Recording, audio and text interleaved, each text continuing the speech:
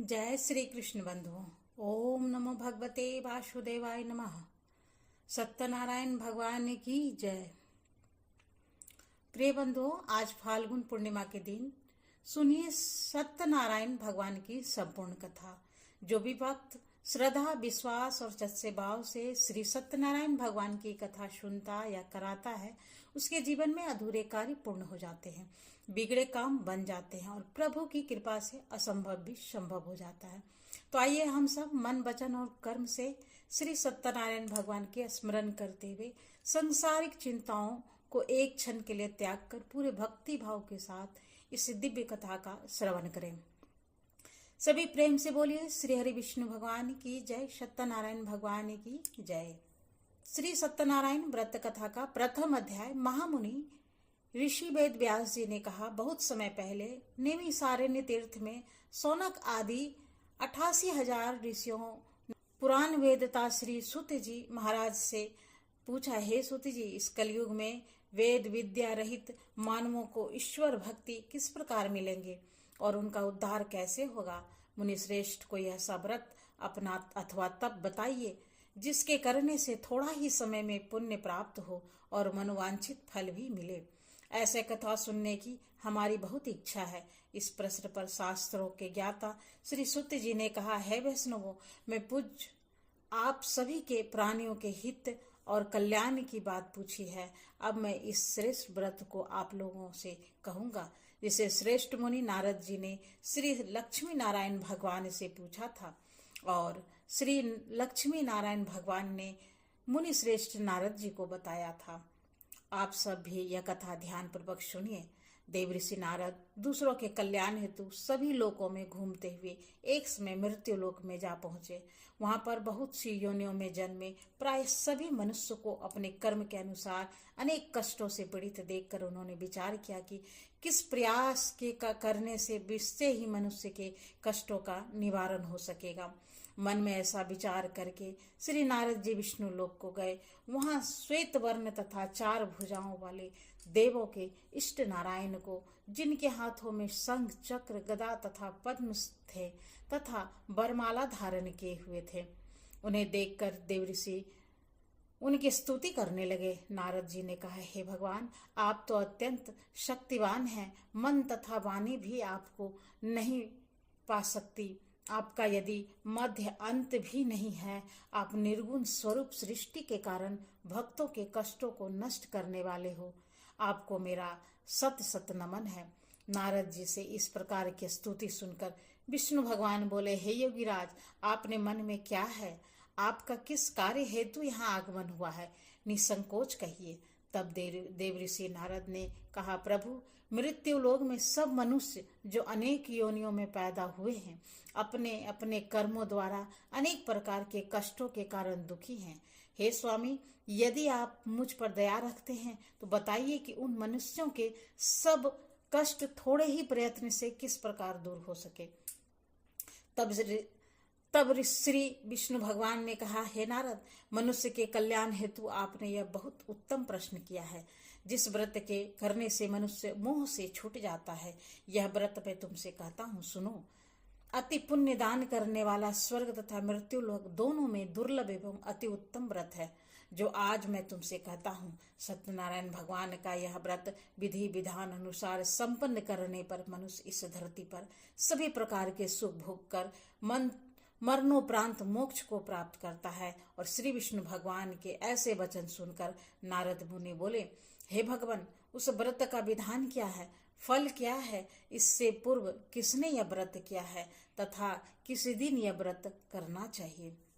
कृपया मुझे आप यह सभी विस्तार से समझाइए। तब नारद जी की बात सुनकर श्री हरि बोले, दुख और शोक को दूर करने वाला यह सभी स्थानों पर विजय दिलाने वाला व्रत है। मनुष्यों को भक्ति और श्रद्धा के साथ शाम को श्री सत्यनारायण भगवान की पूजा धर्म परायण होकर ब्राह्मणों और बंधुओं बांधवों के साथ करनी चाहिए। भक्ति भाव से ही नैवेद्य केले का फल, घी, दूध और गेहूं का आटा सवाई ले और गेहूं ना मिले तो गेहूं के स्थान पर साठी का आटा, शक्कर या गुड़ लेकर और सभी भक्षण योग्य पदार्थों को मिलाकर भगवान को भोग लगाएं। ब्राह्मणों सहित बंधु बांधवों को भी भोजन कराएं, उसके बाद स्वयं भोजन करें, भजन कीर्तन के साथ भगवान की भक्ति में लीन हो जाएं। इस तरह से सत्यनारायण भगवान का यह व्रत करने से मनुष्य की सारी इच्छाएं निश्चित रूप से पूरी हो जाती है। इस कलिकाल अर्थात कलयुग में मृत्यु लोक में मोक्ष का यही एक सरल उपाय बताया गया है, जिससे थोड़े ही समय में तथा अल्प धन में ही महान पुण्य की प्राप्ति हो सकती है। सभी प्रेम से बोलिए श्री सत्यनारायण भगवान की जय। प्रथम अध्याय संपूर्ण हुआ। अब सुनिए द्वितीय अध्याय। श्री सूत जी महाराज ने कहा, हे ऋषियों, जिन्होंने प्राचीन काल में इस व्रत को किया है उसका इतिहास में आप सबने कथा कहता हूँ, ध्यान से सुनिए। अति सुंदर काशीपुर नगरी में एक अति निर्धन ब्राह्मण रहता था। भूख और प्यास से व्याकुल होकर हर समय दुखी रहता था। ब्राह्मणों के प्रेम करने वाले श्री हरि विष्णु भगवान ने उसको दुखी देखकर एक दिन एक बूढ़े ब्राह्मण का वेश धारण कर निर्धन ब्राह्मण के पास जाकर बड़े आदर से पूछा, हे ब्राह्मण, तुम प्रत्येक क्षण ही दुखी होकर पृथ्वी पर क्यों घूमते हो? श्रेष्ठ ब्राह्मण, अपनी व्यथा अपना दुख मुझसे कहो, मैं सुनना चाहता हूँ। कष्टों से घिरे उस ब्राह्मण ने कहा, मैं निर्धन ब्राह्मण हूँ, भिक्षा के लिए पृथ्वी पर मारा मारा फिरता हूँ। हे भगवान, यदि आप मुझे इससे मुक्ति पाने का कोई उपाय बता सकते हैं तो कृपया मुझे बताइए। वृद्ध ब्राह्मण का रूप धारण किए हुए श्री विष्णु भगवान ने जब कहा, हे ब्राह्मण, श्री सत्यनारायण भगवान मनोवांछित फल देने वाले हैं, इसलिए तुम उसका विधि अनुसार पूजन करो, जिसके करने से मनुष्य सब दुखों से मुक्त हो जाते हैं। दरिद्र ब्राह्मण को व्रत का संपूर्ण विधान बताकर बूढ़े ब्राह्मण के रूप धरे श्री सत्यनारायण भगवान अंतर्ध्यान हो गए। वृद्ध ब्राह्मण ने जिस व्रत को बतलाया है, मैं उसको अवश्य विधि विधान सहित करूंगा, ऐसा निश्चय कर वह दरिद्र ब्राह्मण घर चला गया। परंतु उस रात ब्राह्मण को नींद ही नहीं आई। अगले दिन वह सुबह जल्दी उठा और श्री सत्यनारायण भगवान का व्रत करने का निश्चय कर भिक्षा मांगने के लिए चल दिया। उस दिन उसको भिक्षा में अधिक धन मिला, जिससे उसने पूजा का सभी सामान खरीदा तथा घर आकर अपने बंधु बांधवों के साथ विधि पूर्वक भगवान श्री सत्यनारायण का व्रत किया, जिसके करने से वह निर्धन ब्राह्मण सब कष्टों से छूटकर अति धनवान हो गया। उस समय से वह ब्राह्मण प्रत्येक महाव्रत करने लगा। सत्यनारायण भगवान के व्रत को जो शास्त्र विधि के अनुसार श्रद्धा पूर्वक करेगा, वह सब कष्टों से छूटकर मोक्ष को प्राप्त करेगा। जो भी मनुष्य श्री सत्यनारायण भगवान का व्रत करेगा, वह सब कष्टों से छूट जाएगा। इस प्रकार नारद जी से सत्यनारायण भगवान का कहा हुआ यह व्रत मैंने तुमसे कहा है। श्रेष्ठ ब्राह्मणों, अब आप और क्या सुनना चाहते हो, मुझसे कहो। तब ऋषियों ने कहा, हे मुनीश्वर, संसार में उस विप्र से सुनकर फिर किस किस ने इस व्रत को किया, हम सब वह भी सुनना चाहते हैं। मुनियों ने ऐसा सुनकर श्री सूत जी ने फिर कहा, हे मुनिगण, जिस प्राणी ने भी इस व्रत को किया उस सब की कथा भी सुनो। एक समय वह धनी ब्राह्मण बंधु बांधवों के साथ शास्त्रीय विधि के अनुसार अपने घर पर श्री सत्यनारायण भगवान का व्रत कर रहा। उसी समय एक लकड़ी बेचने वाला बूढ़ा व्यक्ति वहां आया। उसने सिर पर रखा लकड़ियों का गट्ठर बाहर रख दिया और ब्राह्मण के मकान में चला गया। प्यास से व्याकुल अकरहारे ने विप्र देखा। वो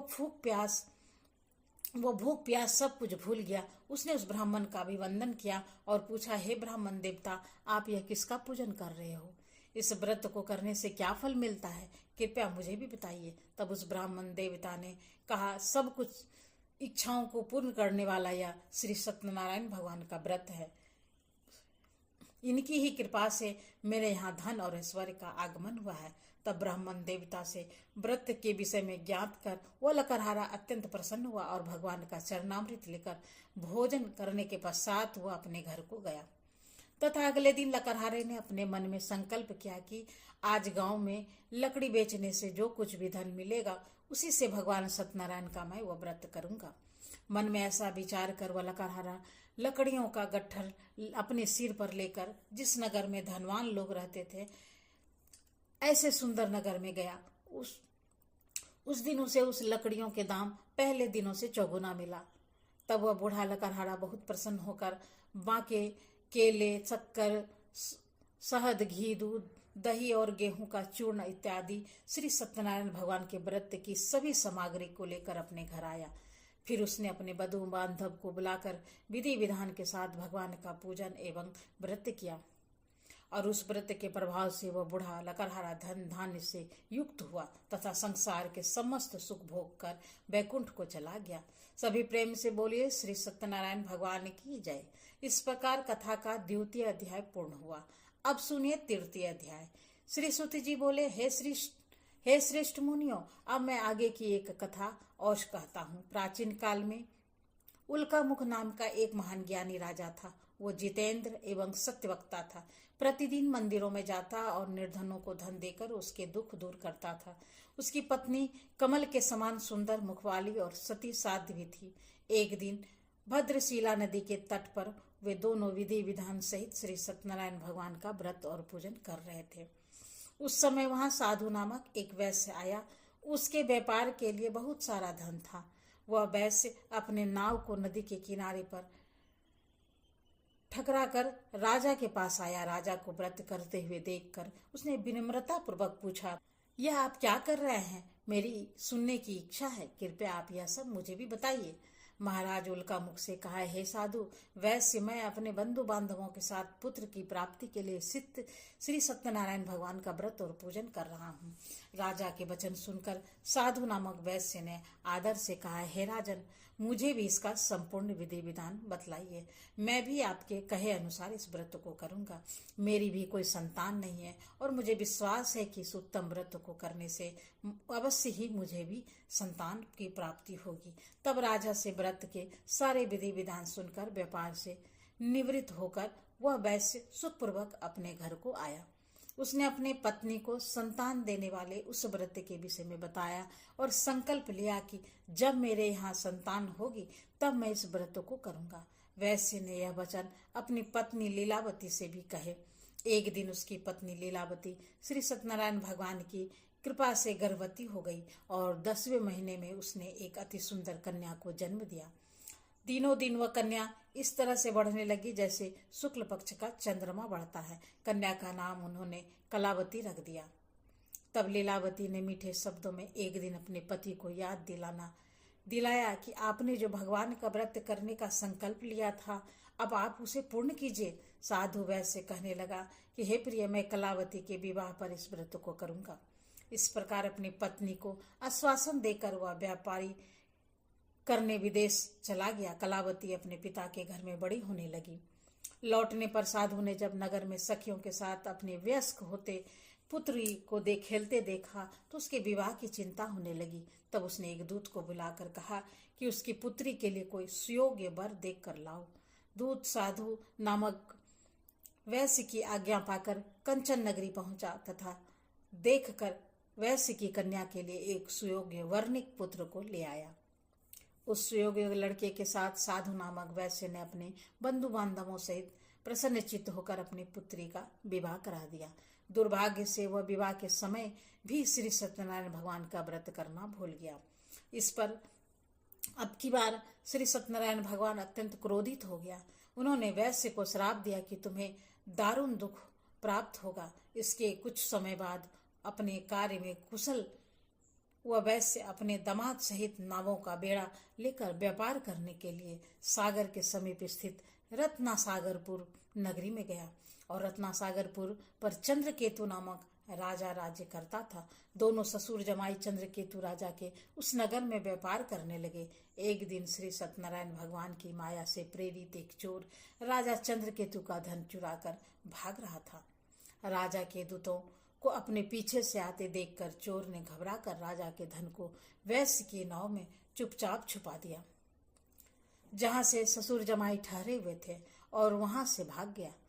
जब दूतों ने नाव की तलाशी ली तो चोरी किया हुआ धन नाव में ही निकला। तब उन्होंने ससुर दामाद को ही चोर समझा और वे सब ससुर दामाद को बांध कर ले गए तथा राजा के समीप पहुंचकर बोले, महाराज, आपका धन चुराने वाले ये दो चोर हम पकड़ कर लाए हैं, आप देखकर आज्ञा दीजिए। तब राजा ने बिना उस वैश्य की कोई भी बात सुने उसे कारागार में डालने की आज्ञा दे दी। इस प्रकार राजा की आज्ञा से उसको कारावास डाल दिया गया और उसका सारा धन भी छीन लिया गया। सत्यनारायण भगवान के कोप के कारण ही उस वैश्य की पत्नी लीलावती और पुत्री कलावती भी घर पर बहुत दुखी हुई। उसका सारा धन चोर चुरा ले गया। मानसिक और शारीरिक पीड़ा तथा भूख प्यास से अति दुखी होकर भोजन की आशा में कलावती इस ब्राह्मण के घर पर गई। उसने ब्राह्मण को श्री सत्यनारायण भगवान का व्रत विधि पूर्वक करते देखा। उसने कथा सुनी तथा श्रद्धा पूर्वक प्रसाद ग्रहण करके रात को घर आई तो घर पर माता ने कलावती से पूछा, हे पुत्री, तुम अब तक कहाँ रही है? मैं तेरे लिए बहुत चिंतित थी। माता के शब्द सुनकर कलावती कहने लगी, हे माते, मैंने एक ब्राह्मण के घर पर ही श्री सत्यनारायण भगवान का व्रत होते देखा और मेरी भी इस उत्तम व्रत को करने की इच्छा है। माता ने कन्या के वचन सुनकर सत्यनारायण भगवान के पूजन की तैयारी की। उसने बंधुओं सहित श्री सत्यनारायण भगवान का पूजन और व्रत किया तथा वर मांगा कि मेरे पति और दामाद शीघ्र ही घर लौट आए। साथ ही विनती की कि हे प्रभु, अगर हमसे कोई भूल हुई है तो हम सभी का अपराध क्षमा करो। और श्री सत्यनारायण भगवान इस व्रत को प्रसन्न हो गए। उन्होंने राजा चंद्रकेतु को स्वप्न में दर्शन देकर कहा, है राजन, जिन दोनों वैश्यों को तुमने बंदी बनाकर रखा वे दोनों ही निर्दोष हैं। उन्हें प्रातः काल ही छोड़ दो। उसका सब धन जो तुमने अधिग्रहित कर लिया है लौटा देना, नहीं तो मैं तेरा राज, धन, पुत्र आदि सब कुछ नष्ट कर दूंगा। राजा से ऐसे वचन कहकर भगवान अंतर्ध्यान हो गए। इसके बाद प्रातः काल राजा चंद्रकेतु के दरबार में सबको अपना स्वप्न सुनाया तथा सैनिकों को आज्ञा दी कि उन दोनों वैश्यों को कारागार से मुक्त करके दरबार में लेकर आया जाए। दोनों के आते ही राजा को प्रणाम किया। तब राजा ने कोमल वचनों से कहा, हे महानुभाव, तुम्हें अज्ञानतावश ऐसा कठिन दुख प्राप्त हुआ है। अब तुम्हें कोई भय नहीं है, तुम मुक्त हो। इसके बाद राजा ने उसको नए वस्त्र आभूषण पहनाए तथा उनका जितना धन लिया था उससे दोगुना लौटाकर उसका आदर सहित विदा कर दिया। इस प्रकार दोनों वैश्य अपने घर को चल दिए। सभी प्रेम से बोले, श्री सत्यनारायण भगवान की जय। इस प्रकार सत्यनारायण व्रत का कथा का तीसरा अध्याय भी पूर्ण हुआ। अब सुनिए चौथा अध्याय। श्री सूत जी ने आगे कहा, वैश्य ने यात्रा आरंभ की और अपने नगर को चल पड़ा। उसने थोड़ी दूर आगे बढ़ने पर दंडी वेशधारी श्री सत्यनारायण भगवान ने उनकी परीक्षा लेने हेतु उससे पूछा, है वैश्य, तेरे नाव में क्या है? अभिमानी बड़े खंसता हुआ बोला, हे दंडी, आप क्यों पूछते हो? क्या धन लेने की इच्छा है? मेरे नाव में तो बेल के पत्ते भरे हैं। वैश्य के ऐसे वचन सुनकर दंडी वेशधारी श्री सत्यनारायण भगवान बोले, तुम्हारा वचन सत्य हो। ऐसा कहकर वे वहां से चले गए और कुछ दूर जाकर समुद्र के तट पर बैठ गए। दंडी महाराज के जाने के बाद वैश्य ने नित्य क्रिया से निवृत्त होने के बाद नाव को ऊंची उठी देखा तो देखकर हैरान हुआ और नाव में बेलपत्र आदि देखकर वो मूर्छित होकर धरती पर गिर पड़ा। मूर्छा खुलने पर वह शोक करने लगा। तब उसे दामाद ने कहा, आप शोक मत कीजिए, यह सब दंडी महाराज का ही श्राप है, अतः हमें उनकी ही शरण में चलना चाहिए, वहीं हमारे दुखों का अंत करेंगे।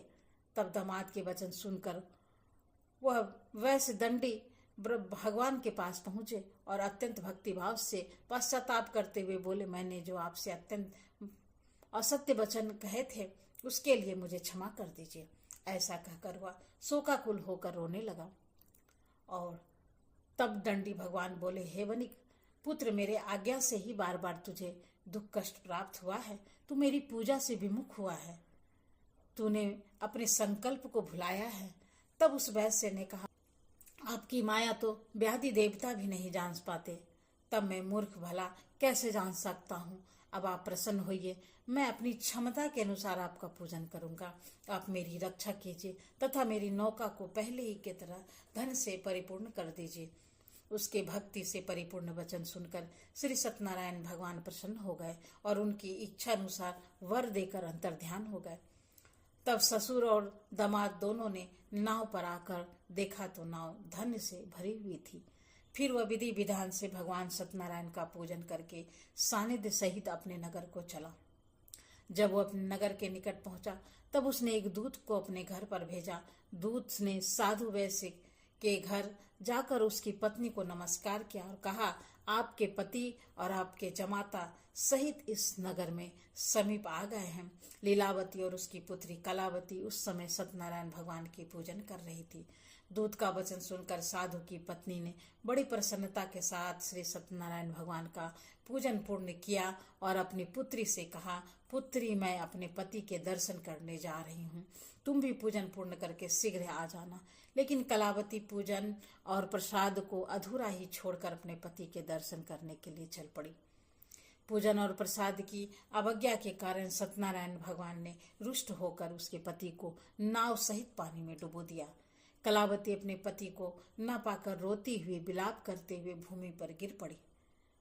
नौका को डूबा हुआ तथा अपने पुत्री को रोता हुआ देखकर साधु नामक वैश्य द्रवित होकर बोला, हे प्रभु, मुझसे या मेरे परिवार से अज्ञानतावश जो अपराध हुए हैं उसे क्षमा कर दीजिए। उसके ऐसे वचन सुनकर सत्यनारायण भगवान प्रसन्न हो गए। तभी आकाशवाणी हुई, हे वैश्य, तेरी पुत्री मेरा प्रसाद छोड़कर आई है, इसलिए इसका पति अदृश्य हुआ है। यदि यह घर जाकर प्रसाद ग्रहण करके लौटे तो इसे इसका पति अवश्य मिल जाएगा। आकाशवाणी सुनकर कलावती ने घर पहुंचकर प्रसाद ग्रहण किया और इसके बाद आकर अपने पति की पूर्ण रूप से पाकर वह अति प्रसन्न हुई तथा उसके अपने पति के दर्शन किए। इसके बाद साधु वैश्य ने वही बांधु बांधव शरीर सहित सत्यनारायण भगवान का विधि पूर्वक पूजन किया। वह इस लोक में सभी सुखों को भोग कर अंत में मोक्ष को प्राप्त हुआ। और श्री सत्यनारायण भगवान की जय। इस प्रकार सत्यनारायण भगवान व्रत कथा का चतुर्थ अध्याय पूर्ण हुआ। अब सुनिए पांचवा और अंतिम अध्याय। श्री सुत जी महाराज बोले, ऋषिगणों, अब मैं एक और कथा कहता हूँ, आप सभी ध्यान से सुनो। सदा प्रजा के लिए चिंतित तुंगध्वज नाम का एक राजा था। उसने श्री सत्यनारायण भगवान का प्रसाद त्याग कर बहुत कष्ट पाया। एक बार राजा वन पशुओं को मारकर बड़ के वृक्ष के नीचे आया। वहां उसके ग्वालों की भक्ति भाव से बंधु बांधव सहित श्री सत्यनारायण भगवान का पूजन करते देखा। परंतु राजा यह सब देखकर भी अभिमान वश न तो वहां पर गया और न ही उसने सत्यनारायण भगवान को नमस्कार किया। तब ग्वालों ने भगवान का प्रसाद उसके सामने रखा तो वह प्रसाद को भी छोड़कर अपने नगर को चला गया।